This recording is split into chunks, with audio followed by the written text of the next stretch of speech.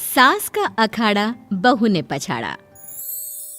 माँ जी, ये कैसे बना रही है शिमला मिर्च? नहीं नहीं नहीं, ऐसी कोई नहीं खाएगा। आप हटिए, मैं बनाती हूँ। कोई नहीं खाएगा? अरे तेरे मायके वालों के लिए नहीं बना रही हूँ, अपने पति, बेटे और बेटी के लिए बना रही हूँ। और वो लोग शिमला मिर्ची ऐसी ही पिछले कई सालों से खाते आ रहे हैं। बहू हो ना, थोड़ा सोच समझ कर जबान खोला करो, समझी? माँ जी, फिर तो मैं यही कहूँगी कि आपको खाना बनाना आता ही नहीं। बहू शिमला मिर्च बना लेती है, लेकिन अपने अंदाज में। फिर खाने के टेबल पर, ये सब्जी क्या बहू ने बनाई है? आज बहुत अलग लग रही है। भाभी, रंग तो बड़ा अच्छा दिख रहा है सब्जी का। अरे नहीं नहीं, मुझे तो माँ के हाथ वाली खानी थी। क्या है रीना, सब्जी माँ को ही बनाने दिया करो ना। सास, जिसे अब थोड़ा सा अपना पल्ला भारी दिख रहा होता है। अरे अब बेटा मेरा जमाना आ गया। ये घर कभी मेरे नाम से चलता था, लेकिन अब लग रहा है कि मेरा होना ना होना एक ही बराबर है। बहू तो पूरे घर के साथ रसोई में भी राज करना चाहती है। माँ जी, आप ही ने तो कहा था शादी के वक्त कि रानी बनाकर रखेंगी मुझे। तो देखिए, रानी का काम यही होता है ना, राज करना। अरे देख बहू, माना तू राज करना चाहती है, लेकिन भूल मत, पूरी रियासत अभी मेरी है। अरे कैसी बात कर रही हो तुम दोनों? और ये क्या तरीका होता है बहू से बात करने का? बेचारी अभी तो आई है, उसको आजादी भी नहीं दोगी क्या? तो वो इस घर को अपना घर कैसे समझेगी? देखिए पापा, माँ सही कह रही है। घर को अपना घर समझी, इसमें कोई बुरी बात नहीं है। लेकिन सिर्फ अपना और हमें पराया करने की कोशिश करे ना जी ना, ये सोच तो बिल्कुल अच्छी नहीं है। देख, तू छोटी है ना, छोटी की तरह रहा कर। हर बात पर बीच में ना बोला कर। क्यों? वो मेरी बेटी है तो मेरे तरफ से ही बोलेगी ना। माँ जी, ये तरफ क्या होता है? हाँ, वो मेरी बहन नहीं है क्या? मैं मानती हूँ कि आज मैंने सब्जी बना दी, लेकिन थोड़ा खाने में बदलाव करना हम स्त्रियां भी तो जानती हैं और चाहती भी हैं। तो इसका मतलब ये तो नहीं कि घर के खाने की कोई वैल्यू ही नहीं है। देख, मैं कोई बहस नहीं करना चाहती, जाओ खाना खा लो। सभी खाना खाने बैठ जाते हैं। अगले रोज, माँ जी प्लीज, ये आस पड़ोस वालों को बोलिए ना, मुंह उठाकर घर में मत आ जाया करे। अरे किसी के घर आने जाने का कुछ वक्त तो होना चाहिए। यहाँ तो सारा दिन मानो लोगों ने धर्मशाला बनाकर रखी है। बहू, वो हम लोगों के परिवार जैसे हैं, पिछले 25 साल से हमारे साथ है। और ये मेरा घर है, यहाँ कौन आएगा कौन नहीं, ये तू कैसे डिसाइड करेगी? और हाँ, तुझे अगर पसंद नहीं ना, तो अपने कमरे में चली जाया कर। वो लोग बात ही कर रहे होते हैं कि पड़ोसन आ जाती है। अरे बहन, हम लोगों ने जागरण रखा है माता का आज रात, सुबह का भंडारा भी, तो बहू रानी को लेकर आना हाँ बिटिया। अच्छा चलती हूँ, और घरों में भी निमंत्रण देना है। अरे हाँ हाँ, हम जरूर आ जाएंगे। वैसे किस किस को बुला रही हूँ? वो तुम्हारी ननद और भाभी भी आ रहे हैं क्या? माँ, क्या आप इनके पूरे खानदान को जानती हैं? अरे भाभी ने ही तो मेरी ननद की शादी की पूरी तैयारियां कराई थी, और मेरे मायके में भी पापा की मौत के बाद वहाँ रहकर इन्होंने ही मुझे संभाला था। इतना तो कोई किसी के लिए नहीं करता।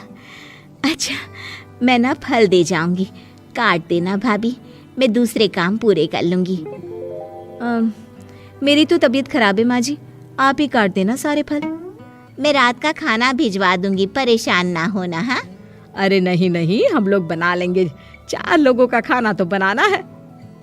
अरे नहीं नहीं, आप फल पर लग जाओगी, और बहू की तबीयत भी ठीक नहीं, खाना मैं ही भिजवा दूंगी। पड़ोसन चली जाती है और सास बहू की तरफ देखती है। देखा, जिसे तू धर्मशाला बोल रही थी, वो कितने अपने हैं।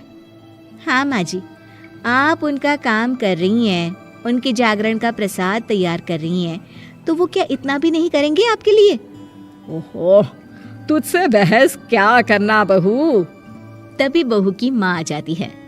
अरे बहन जी, बेटी से मिलने का मन किया तो बिना बताए ही आ गई, बुरा न मानना। ये मत समझना कि ये मेरा घर नहीं, कोई धर्मशाला है। अच्छा अच्छा, तो ये घर पर आए मेहमानों को घर नहीं धर्मशाला वाला समझाने वाली आप ही हैं। वैसे आपको खुशी होगी कि आपकी बेटी के संस्कार भी ऐसे ही हैं।